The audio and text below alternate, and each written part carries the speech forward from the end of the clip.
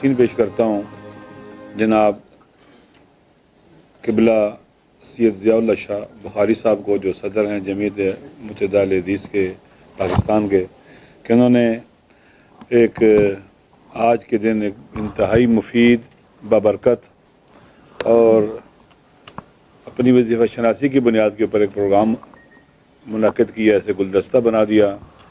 امید ہے کہ انشاءاللہ یہ مفید ثابت ہوگا، خدا کی بارگاہ میں شرف قبولیت پائے گا۔ قرآن مجید ہمارے لیے سب سے پہلے، جب نہ کوئی آئین تھا، نہ کوئی دستور تھا، نہ کوئی شے تھی، اس نے قرآن مجید نے، اللہ نے اپنی اس کتاب میں جو وحی کے ذریعے نازل کی قلب ختمی مرتبہ حضرت محمد مصطفیٰ صلی اللہ علیہ وسلم پر، اور اس میں کیونکہ یہ قیامت تک کے لیے ہدایت ہے اور اس کی حفاظت کا ذمہ اللہ نے لیا ہے، اس میں کسی حوالے سے کمی بیشی نہیں ہو سکتی۔ ایک مصون اور محفوظ کتاب ہے ہر قسم کی تحریف سے، جو قرآن کی بنیادوں کے اندر ہے، اور اس میں ارشاد خداوندی ہے کہ یہ ڈاکٹرائن ہے آج کل کی اصطلاح میں، وَلَن يَجْعَلَ اللَّهُ لِلْكَافِرِينَ عَلَى الْمُؤْمِنِينَ سَبِيلًا۔ اس آیت سے ہمارے فقہا نے، شاید میں نے پہلے بھی ایک دفعہ عرض کیا تھا، قاعدہ یہ نفی سبیل استخراج اور استنباط کیا ہے، یعنی آپ نے اغیار کو اپنے اوپر مسلط نہیں ہونے دینا، غالب نہیں آنے دینا۔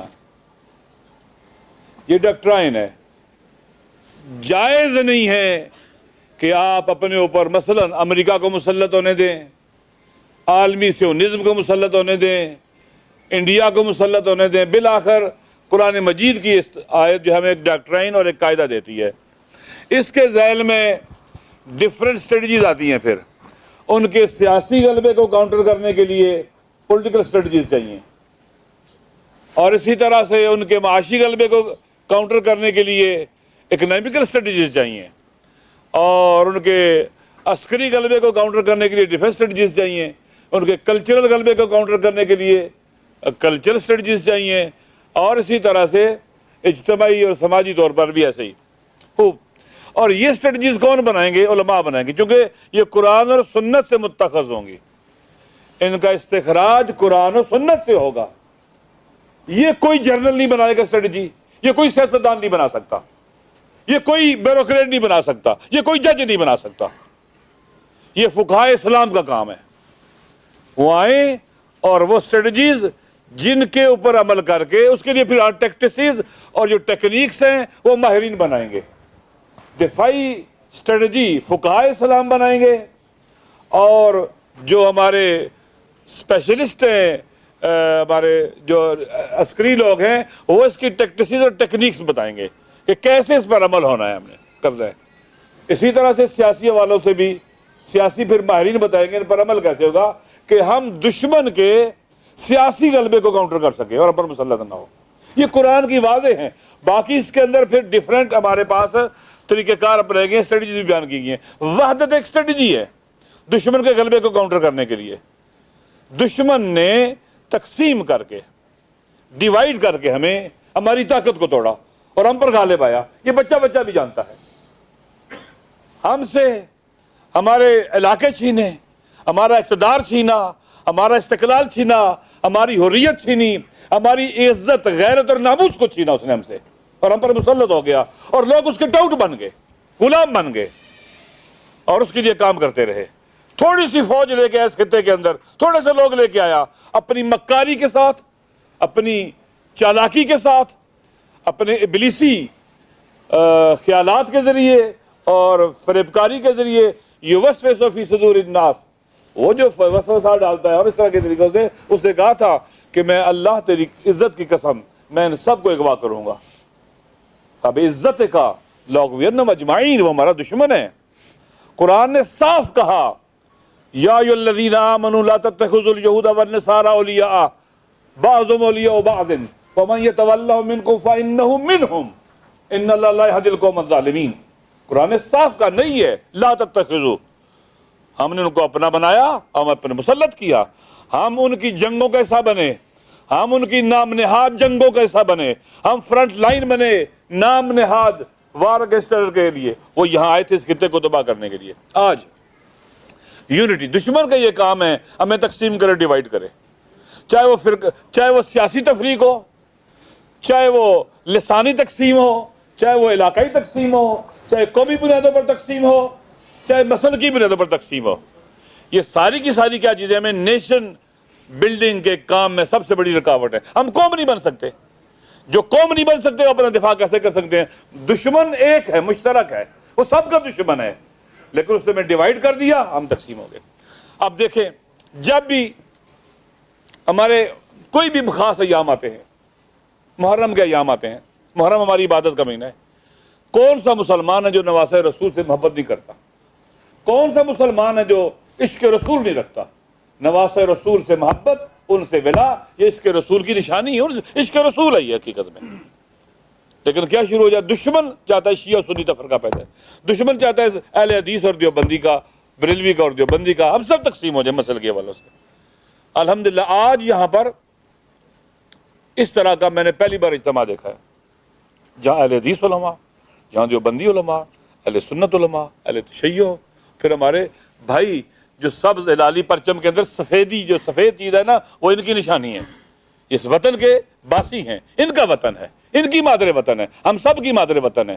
پاکستانی ہونے کے حوالے سے ہم ایک ہیں، ایک ہیں، ہم بھائی ہیں آپس میں۔ لہٰذا ضرورت اس بات کی ہے کہ اب ریاست کیا کرے، ریاستی ادارے کیا کریں؟ پاکستان کے نیشنل انٹرسٹ کو مقدم کریں، پاکستان کی نیشنل سیکورٹی کو مقدم کریں، ایسے کسی منصوبے کا حصہ نہ بنے جو اس خطے کو بربادی کی طرف لے جائے، جیسے پہلے بنے تھے یہ بنے تھے، امریکہ کے ساتھی بنے تھے۔ یہ پاکستان کی عوام سے پوچھا تھا انہوں نے؟ کسی پارلیمنٹ سے پوچھا تھا انہوں نے؟ کوئی فیصلہ ہوا تھا پارلیمنٹ کے اندر؟ نہیں ہوا تھا۔ یہ کچھ لوگوں کا ٹولہ تھا، ایک مافیا تھا، جس کی وجہ سے ہمارا وطن پہلے ٹوٹا اور بعد میں برباد ہوا جو باقی ماندہ ہے۔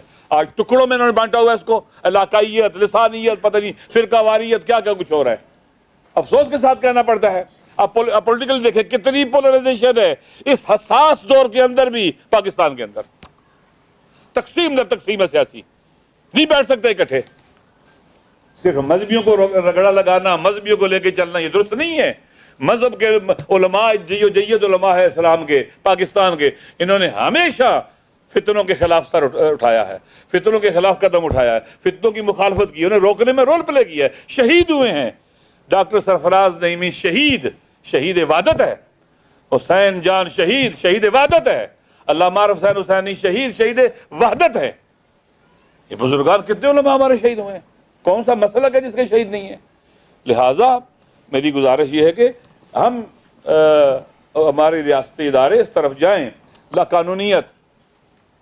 آپ لوگوں کو جب غصہ دلاتے ہیں، ظلم ہوتا ہے، وہ پکتا رہتا ہے، پھر آتا ہے شام اندر دشمن فائدہ اٹھاتا ہے۔ آپ علماء کرام ہیں، اس محرم میں تقریباً مجالس اعضاء کرنے پر 1200 سے زیادہ پنجاب میں FIRs ہیں، کسی توہین کی وجہ سے نہیں ہے، نہیں لکھا یہ توہین کی ہے، پر کس کی وجہ سے ہے؟ 15 سے 20 منٹ مجلس زیادہ ہوئی ہے، آدھا گھنٹہ مجلس زیادہ ہو گئی ہے۔ ہماری عبادت ہے، اس سے آپ کیا کر رہے ہیں؟ لوگوں کو غصہ دلا رہے ہیں۔ لوگ ہر چیز برداشت کریں گے، ڈسکریمنیشن برداشت نہیں کریں گے۔ اس سے تعصب پیدا ہوتا ہے، نفرت پیدا ہوتی ہے، غصہ آتا ہے، اس کے نتائج برے نکلیں گے۔ لوگوں کو پاکستان مسلکی پاکستان نہیں ہے، مسلم پاکستان ہے۔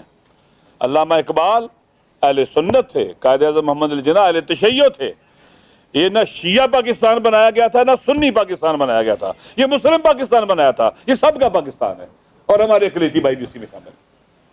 اگر ہم اس کو اس طرف لے کے جائیں گے، مسلکی پاکستان بنانا شروع کریں گے، خاکم بدہن، پھر یہ باقی نہیں رہے گا یہ بات۔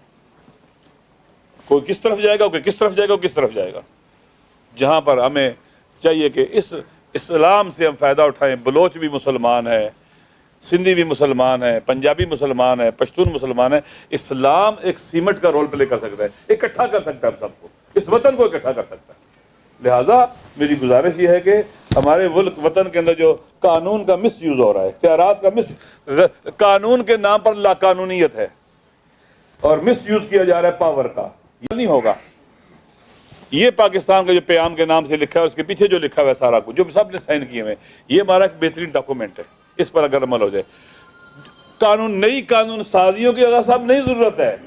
आपने 302 के कातिलों का सजा दी कि सजा मौत हो, आप अमल नहीं करते, 302 के कातिल बरी हो जाते हैं। बरी होती ही नहीं होती इस मुल्क के अंदर। जुडिशरी का सिस्टम मजबूत करें, जो पहले कानून बने हुए हैं उन्हीं को सही इजरा किया जाए।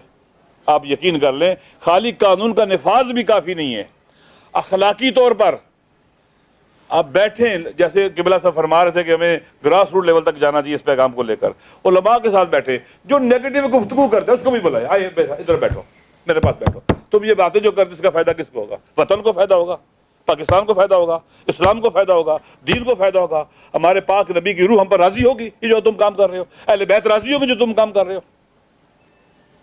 बाकायदा इस तरह का भी एक होना चाहिए कि कम अज कम, जैसे अगर हम कोशिश करते हैं एहसानुल्लाह एहसान जैसे लोगों को मेन स्ट्रीम में लाएं, उनके साथ बैठे बात करें, तो मैं कहता हूं मैक्सिमम लोगों को आप अलग कर लेंगे उन लोगों से जो हमारे लिए मुश्किलात खड़ी करते हैं, और बहुत महदूद रह जाएंगे, उनसे निपटना आसान है, फिर मुश्किल नहीं होगा।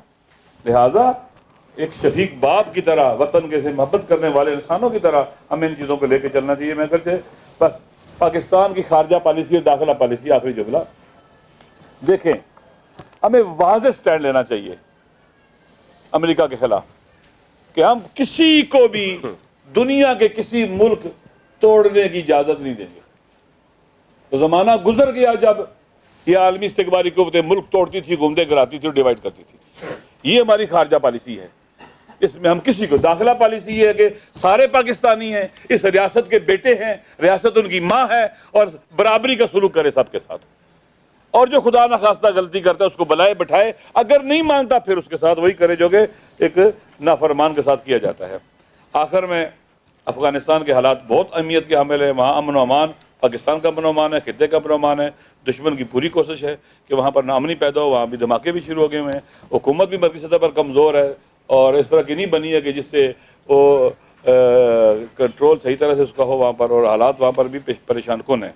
खित्ते के ममालिक की जिम्मेदारी है सब मिलकर वहाँ सपोर्ट करें ताकि एक ऐसी हुकूमत बन जाए जो अवाम के, वहाँ के अफ़गानिस्तान के अवाम चाहते हैं, और वहाँ पर अमन अमान लेके आए और खित्ते में भी अमन अमान हो। हमें बहुत तवज्जो की ज़रूरत है इंशाअल्लाह। मुझे उम्मीद है कि खालिक़ कायनात अपने हबीब के सदक़े इस वतन को बाकी रखेगा और हमें तौफ़ीक देगा कि हम अपने वतन में अपनी ज़िम्मेदारियों को अंजाम दें और इंशाअल्लाह अपने खुदा की बारगाह में सुरखरू हों। आखिर में फिर शाह साहब का शुक्रिया और माज़रत के 2-3 मिनट शायद मैंने ज़्यादा बात कर ली है। अस्सलामु अलैकुम व रहमतुल्लाहि व बरकातहू।